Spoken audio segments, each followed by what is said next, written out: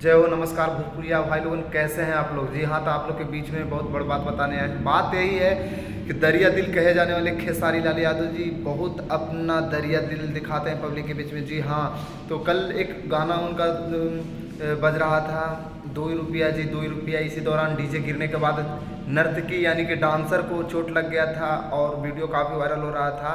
तो खेसारी लाल यादव जी बोले कि पता करो कि कहाँ के हैं, कहाँ का घटना है। पता करने के बाद जैसे पता चला कि सिवान जिले का है और लड़की का नाम शिवानी है। तो उसको मदद करने के लिए खेसारी लाल यादव जी पंकज लाल यादव के भेजे हैं कि कुछ मदद करो। उसको जाकर अपना टीम को भेज दिया वहाँ पे, गोपालगंज या सिवान में है।